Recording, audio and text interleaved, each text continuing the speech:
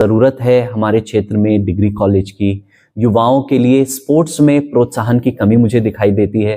कहीं प्लेग्राउंड नहीं होता है, जगह जगह युवा क्रिकेट टूर्नामेंट्स करते हैं और मैं देखता हूं कि वो खेतों में अपने खेल को खेल रहे होते हैं। तो प्रतिभा बहुत है, लेकिन एक इंफ्रास्ट्रक्चर की कमी है। मेरी कोशिश होगी कि इन सब पर काम किया जाए आने वाले समय में।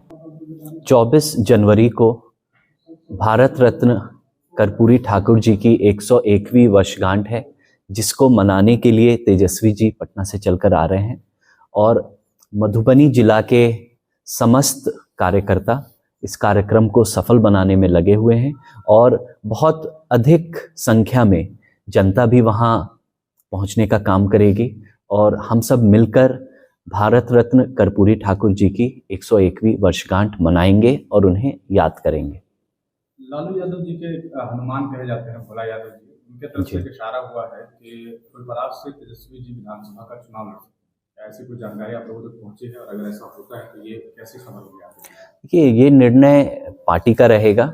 पार्टी जिस भी प्रत्याशी को जहां से भी लड़ने का, चुनाव में खड़ा होने का आदेश देगी, तेजस्वी जी भी पार्टी के एक सिपाही हैं, वो भी इसका पालन करेंगे जहां से भी पार्टी उन्हें कहेगी। आपके अपने विधानसभा क्षेत्र बिस्फी के बारे में ये जिक्र है कि आप वहां से चुनाव लड़ेंगे और ऐसी संभावनाएं हैं, तो क्या कुछ तैयारियां आपकी वहां चल रही हैं? देखिए, मैं पिछले 3 सालों से युवा राष्ट्रीय जनता दल से जुड़ा हूँ। युवा राष्ट्रीय जनता दल का प्रदेश महासचिव हूँ और इसी हैसियत से, इसी जिम्मेदारी से मैं गांव-गांव लोगों के बीच जाता हूँ। अपने पार्टी का, अपने नेता का जो पैगाम है और जो उपलब्धियां हैं वो मैं लोगों तक लेके जाने का काम करता हूँ और ये निर्णय पार्टी का, पार्टी के बड़े नेताओं का रहेगा कि वो किस विधानसभा से किस प्रत्याशी पे भरोसा जताते हैं। हमारा काम है जमीन पर पार्टी को, गठबंधन को मजबूत करना। वो काम हम बखूबी कर रहे हैं। एक अहम सवाल, जैसा आपने कहा कि 3 साल से आप क्षेत्र में जा रहे हैं लोगों के बीच पार्टी का मैसेज लेकर के, और बिस्फी क्षेत्र की अगर हम खासतौर पे बात करें तो क्या कुछ कमी आपको 3 वर्षों में दिखी है? और अगर पार्टी आप पे भरोसा जताती है और टिकट मिलता है और आप जीत कर आते हैं, तो क्या मुख्य काम होंगे जिसको आप सबसे पहले करना चाहेंगे? देखिए, मेरा मानना है हमारे बिहार में, हमारे समाज में युवाओं में प्रतिभा की कोई कमी नहीं है। अगर कहीं मुझे कमी दिख रही है तो सही इंफ्रास्ट्रक्चर की, सही मौके की, जो हम अपने युवाओं को शायद नहीं दे पा रहे हैं। तो मेरा फोकस होगा, सबसे पहली चीज़, जो सबसे बेसिक चीज़ है, वो है एजुकेशन। हमारी 60% से भी अधिक आबादी युवा है, तो हमारा पहला फोकस एजुकेशन होना चाहिए कि हम अपने युवाओं को, अपने बच्चों को अच्छी एजुकेशन दें ताकि वो एक समझदार और एक जिम्मेदार नागरिक बन सके। और ज़रूरत है हमारे क्षेत्र में डिग्री कॉलेज की। युवाओं के लिए स्पोर्ट्स में प्रोत्साहन की कमी मुझे दिखाई देती है।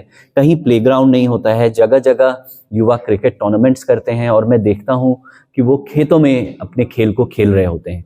तो प्रतिभा बहुत है, लेकिन एक इंफ्रास्ट्रक्चर की कमी है। मेरी कोशिश होगी कि इन सब पर काम किया जाए आने वाले समय में। आपने कहा कि एजुकेशन आपका फर्स्ट प्रायोरिटी होगा। जी हाँ।